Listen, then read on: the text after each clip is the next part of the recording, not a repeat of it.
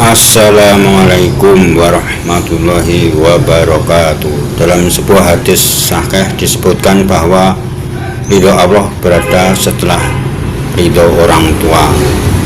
Artinya ridho orang tua itu di atas ridho Allah. Ini sebabnya seorang perempuan tidak boleh menikah sesuka hatinya tanpa persetujuan orang tuanya. Jika dipaksakan akan banyak halangan merintang. Namun setelah seorang perempuan menikah, ridho suami justru berada di atas ridho orang tua. Bahkan Allah baru akan ridho kepada seorang perempuan jika suaminya sudah ridho. Di sini Allah hendak menunjukkan makom suami di atas makom istri, meski dalam tindakan sosial tiada berbeda antara seorang lelaki dan seorang perempuan. Seorang perempuan yang tidak mendapatkan ridho suami niscaya tak diterima ibadahnya. Dalam sebuah hadis disebutkan bahwa seorang perempuan yang tidak mendapatkan ridho suami, ia tidak akan mendapatkan surga Allah Subhanahu wa ta'ala. Sebaliknya perempuan yang selalu mengharapkan ridho suami sama dengan mengharapkan ridho Allah Subhanahu wa ta'ala. Tentu saja balasannya adalah surga. Maukah kalian aku beritahu tentang istri-istri kalian dalam surga? Mereka menjawab, tentu saja wahai Rasulullah. Nabi berkata, wanita yang penyayang lagi, subur apabila ia marah atau diperlakukan buruk atau suaminya marah kepadanya.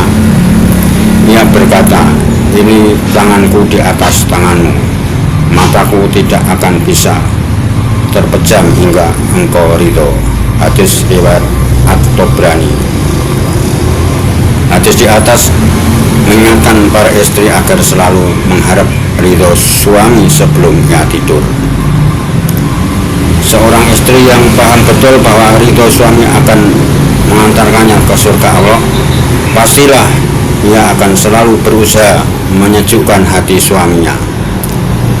Terlebih lagi, lidah istri adalah sembilu bagi hati suami. Untuk diketahui, malaikat pun akan melaknat istri yang durhaka kepada suami. Rasulullah bersabda yang artinya, demi zat yang jiwaku berada di tangannya, tidaklah seorang suami memanggil istrinya ke tempat tidurnya lalu si istri menolak,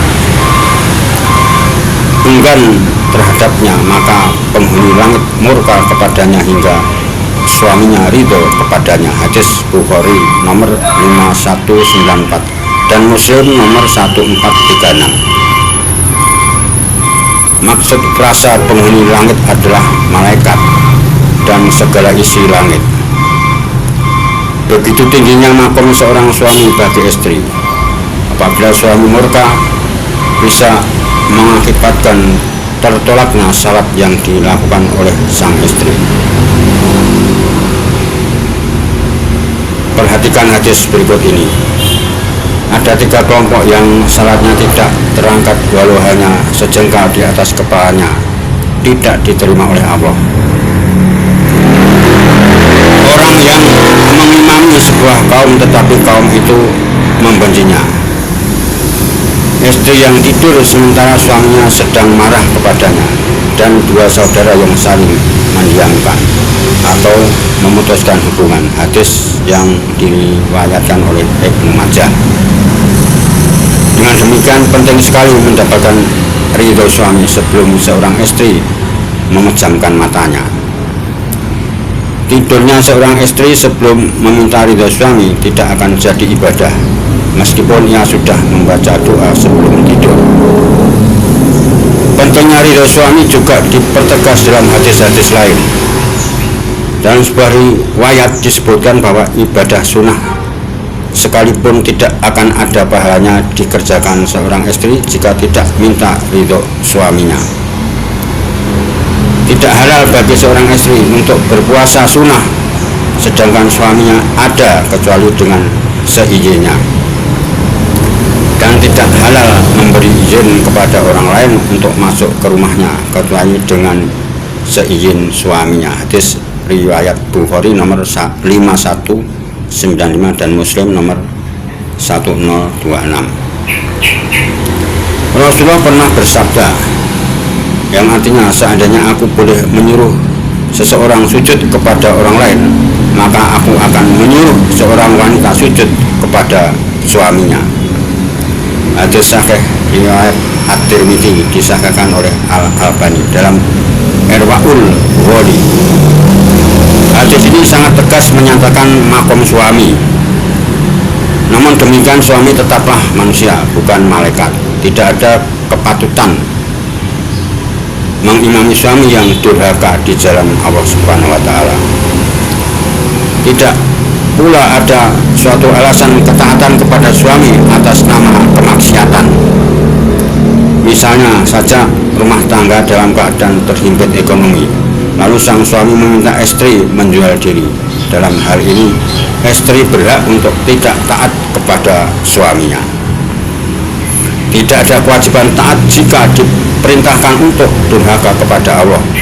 Kewajiban taat hanya ada dalam kebaikan. Hadis yang diriwayatkan oleh Ahmad. Dalam hal ini ada anjuran kepada para istri agar tetap menasihati suami, karena lidah perempuan adalah sembilu bagi seorang lelaki. Hendaknya seorang istri menasihati suami dengan suara lembut, dengan suara lemah lembut, kata-kata yang sopan. Hindari menasihati suami dalam keadaan emosi atau menggurui. Jangan pernah mengeluarkan kata-kata mencela, apalagi memaki suami, atau cerita-cerita yang suaminya tidak senang, apalagi menceritakan lelaki lain, menceritakan kelebihan lelaki lain, dan lain sebagainya. Kata-kata makian juga bisa membuat suami sakit hati. Saat itu pula ridho suami akan hilang untuk si istri. Setiap istri harus selalu mengingat hadis Rasulullah SAW yang menyatakan bahwa kebanyakan penghuni neraka itu dari golongan perempuan. Maka jagalah lidah, terutama untuk hati suami. Sekali lagi, jagalah lidah, terutama untuk hati suami. Jangan bersolek dandan hanya untuk menyenangkan lelaki lain, bersolek berdandan hanya untuk suaminya. Dan aku melihat neraka, maka tidak pernah aku melihat pemandangan seperti ini sama sekali. Aku melihat kebanyakan penduduknya adalah kaum wanita. Sahabat bertanya, mengapa demikian wahai Rasulullah? Beliau menjawab, karena kekufuran mereka.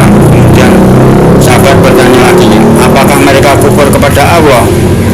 Beliau menjawab, mereka kufur terhadap suami mereka, kufur terhadap suami mereka, kufur terhadap suami mereka, kufur terhadap kebaikan-kebaikannya. Kalaulah engkau berbuat baik kepada salah seorang di antara mereka selama waktu yang panjang, kemudian dia melihat sesuatu pada dirimu yang tidak dia suka atau tidak dia suka, ini saja dia akan berkata, aku tidak pernah melihat sedikit pun kebaikan pada dirimu. Hadis Bukhari dari Ibnu Abbas radhiyallahu anhu. Jadi jangan sampai sekali-kali mengatakan di hadapan suaminya, yaitu kata-kata, aku tidak pernah melihat kebaikan sedikit pun kepadamu, hai suamiku. Itu sangat durhaka kepada suami. Allah melaknatnya.